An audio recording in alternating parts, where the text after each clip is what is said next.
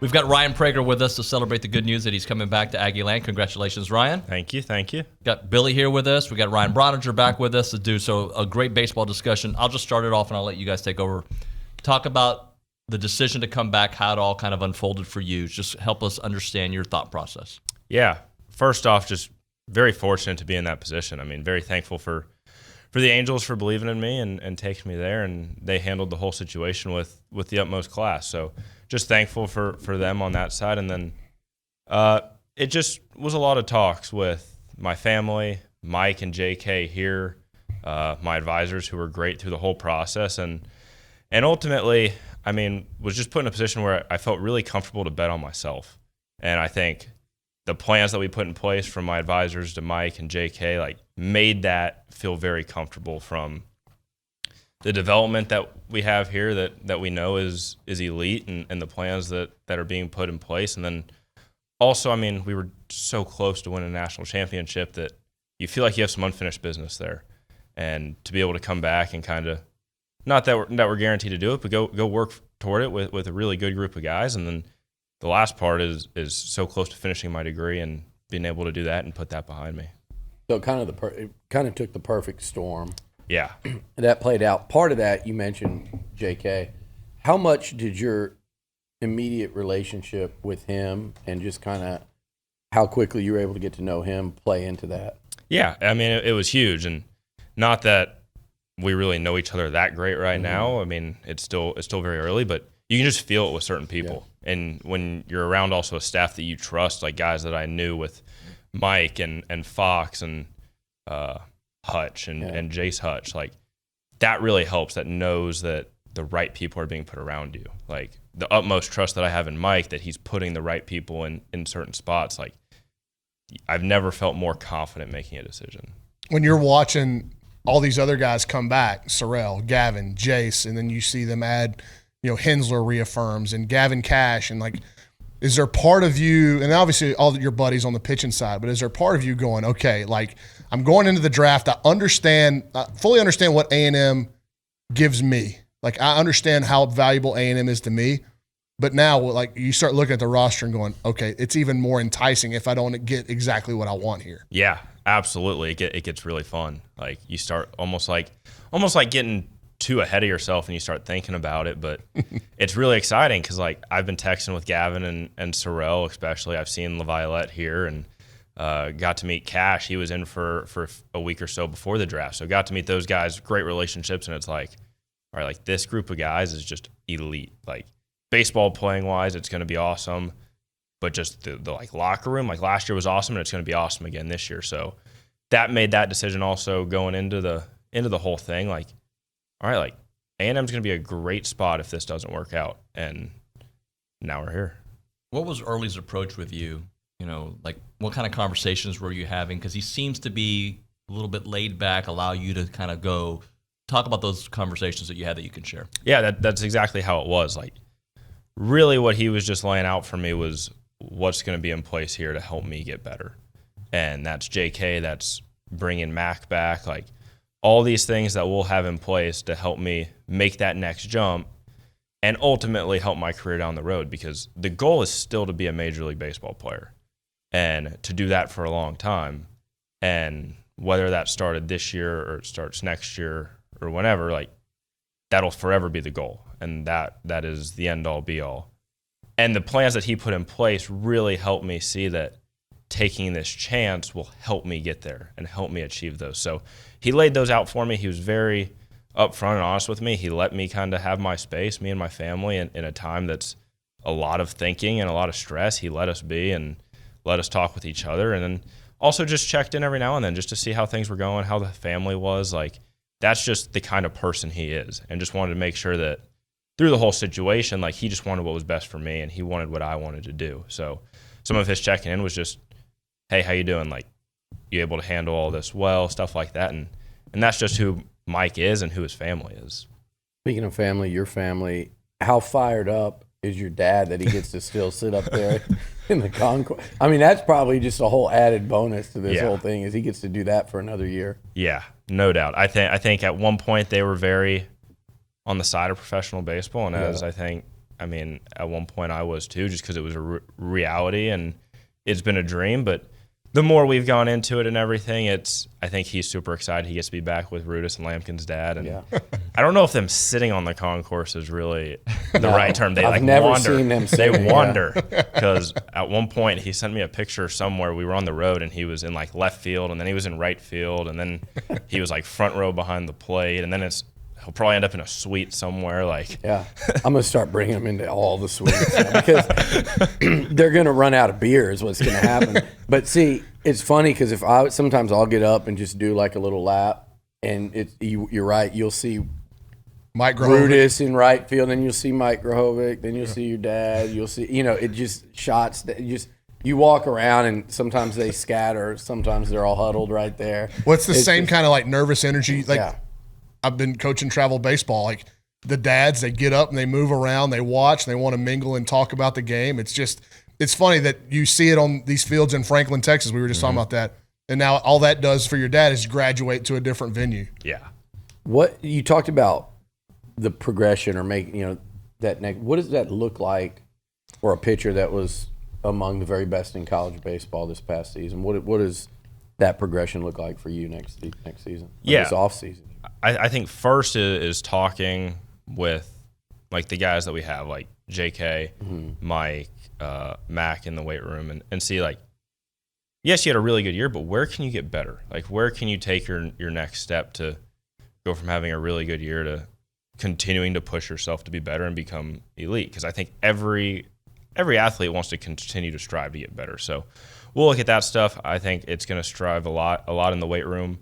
A lot from just putting on some size and then maybe cleaning up some things in the mechanic side of it. But that's stuff that we've kind of already talked about. Yeah. So there's a great plan and a great idea of, all right, here's where we think we can grow a little bit, and here's the plan. So it's very achievable. It's not like we're trying to jump 10 miles an hour of velocity. It's small jumps and some stuff, maybe stabilize a pitch, maybe clean up a delivery. So it's very small things that are very achievable. Have you thought about, you talked about unfinished business. Have you thought about your role now? You were a leader last year, but obviously an unquestioned leader of the pitching staff now. Your role in this offseason as, hey, like being one run away from this whole thing's not good enough. Like the reason why you're back is to go hoist that trophy. The first meeting I would bet is going to be a lot of fun because there'll be a lot of guys getting back together, but just your overall mentality of leading the pitching staff this offseason. Yeah, it's exciting. I mean, there's definitely a new role that comes with it, a new like expectation, and I don't want to say that it's an overload of pressure, but there's a pressure there, and that's exciting. Like it's exciting to be in that role, and I think being there, we've got a handful of guys that have done it, they've seen it, and we can kind of do it as a group. Like we say, like somebody will wear number 12 this next season, but we will have multiple number 12s that can help lead and be in that role without wearing that number. So I think we have a good group of guys that can handle that, and that's going to be huge. Guys that aren't afraid to step up, but also, as we've seen with like Hayden Schott's leadership, like doing it, but also keeping it loose, relaxed, and fun, because that's ultimately how we had the year we had last year. Was we had a really good group of guys, we had really good baseball players, but we had a ton of fun. Go ahead. No, I was just going to ask you about the emotional roller coaster, like from losing against Tennessee to the next day losing your coach to then it feels like all the players are scattering to your future. And now it's like, hey guys, we're getting the band back together. Yeah, it's been a long month and a half. Like it's been crazy, and a roller coaster is the best way to describe it. Like you win game one of the finals and you think you're on the top of the top, you're so close, and then you lose the next two, and now you think you're at the bottom of the bottom. All the news breaks down with everything going on, a bunch of guys in the portal, like you're like, oh my God, this can't get any worse. And then going through the draft process, that was a very fortunate situation, but also a lot of stresses. So just a lot going on.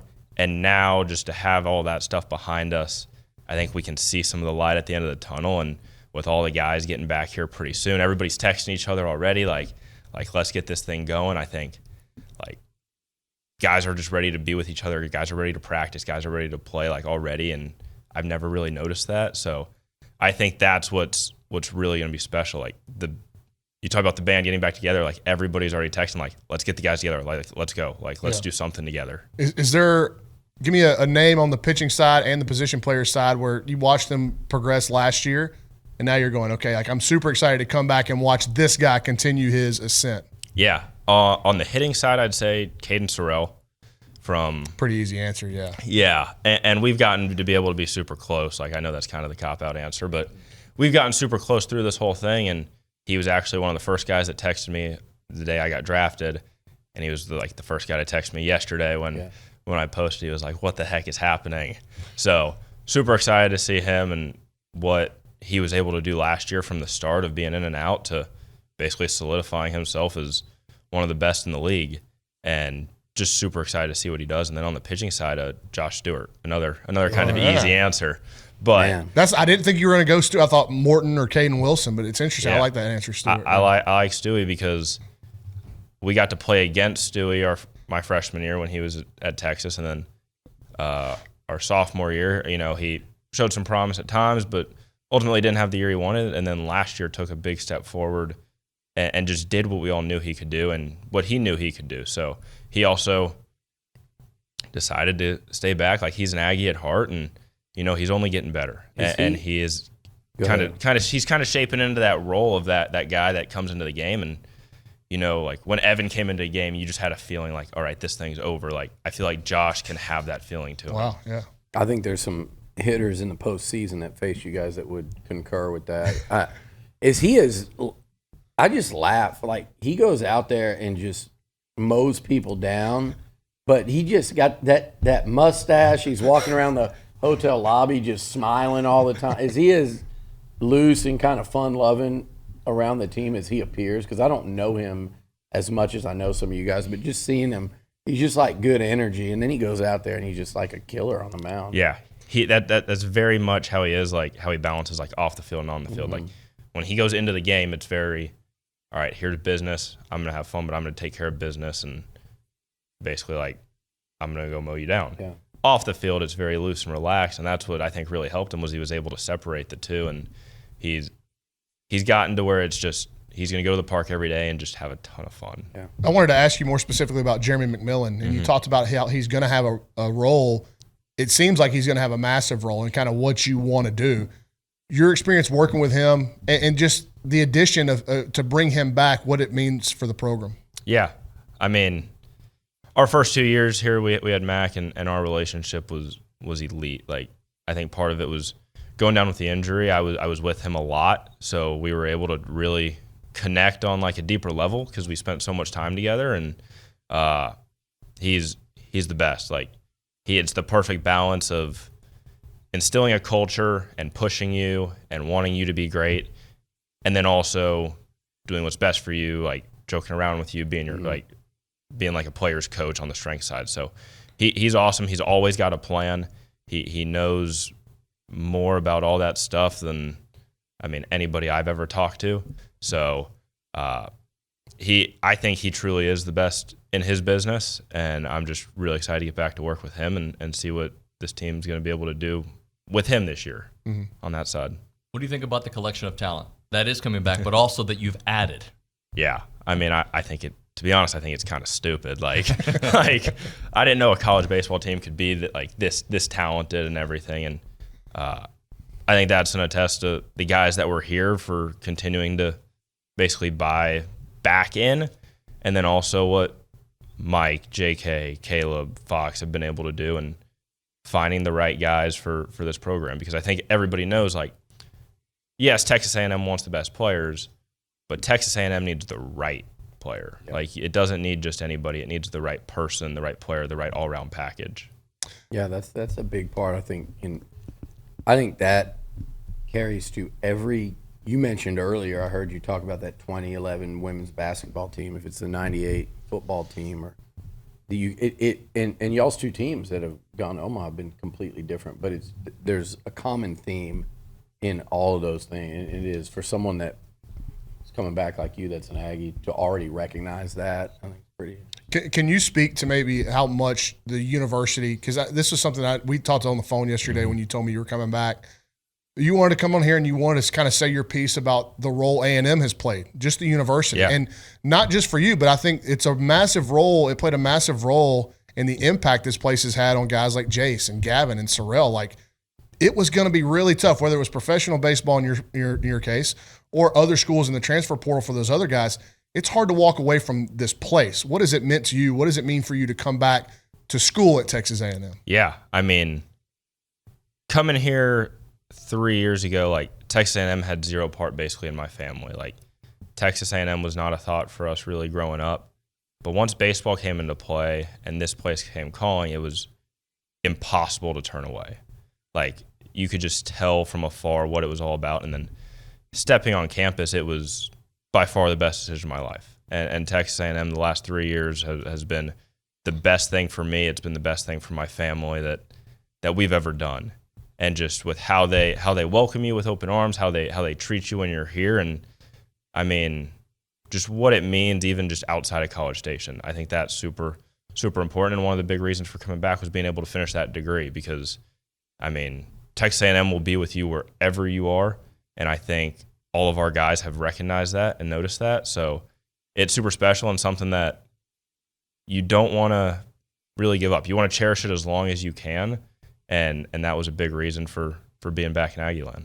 What's your off season or the next couple months before fall ball look like for you? Yeah, it'll be treating it a lot like almost like a professional off season. So it'll be a lot more weight room, less baseball, less throwing, more weight room, training room, kind of let's get stronger, let's clean up maybe some mobility stuff, like Dinner table? What? Dinner table. Dinner table, breakfast table, lunch table.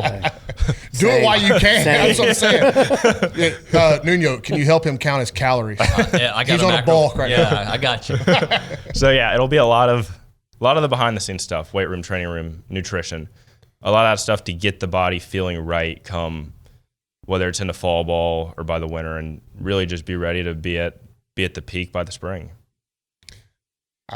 This is awesome. I'm so glad you came in, man. And you coming back. We said from the get-go, I think Billy talked to you as well, like, all we wanted was the best for Ryan Prager, whatever that was. And if that meant professional baseball, we were going to wish you well and be huge Ryan Prager fans. But now for us to get to watch you again, and I know I'm probably speaking for the rest of the A&M fan base, like, you stepping on the mound in a big Friday night game again, like, this was already a pretty incredible run for Early and company, but what you deciding to come back is like the biggest cherry on top anybody could possibly ask for. Yeah, I think about watching you walk off the mound there in Omaha, going, damn, that was fun watching a pitch in Maroon White. And, oh, hey, here we are. Let's do it again. I love it. But, no, and I'll tell you something about him, too, that, I mean, people know this. They watch you throw. But we talked before Omaha, and I was like, I'm not going to be able to – I'm going to miss him pitch. Oh, yeah, because you had more important things, right? Yeah, well, it was people were flying in from around the country that were visiting me. So I was like, I can't. I'll get up on the first flight, so I'm going to miss you there. And he said, it's all right. I'll pitch more than once there. But said it, not joking, just like, I'm going to throw more than once. We're good. But I did get Did you miss Kentucky? No. Oh, you were there for Kentucky? No, but at the time, it was before he was not going to throw game one or whatever. So, yeah. I mean, you've set your last outing, or one of your last outings was a no-hit bid in the College World Series, so no pressure, I guess, to start next year. I didn't think about that. Yeah. Thank you for coming in. I appreciate you very much, and congrats. Thank y'all.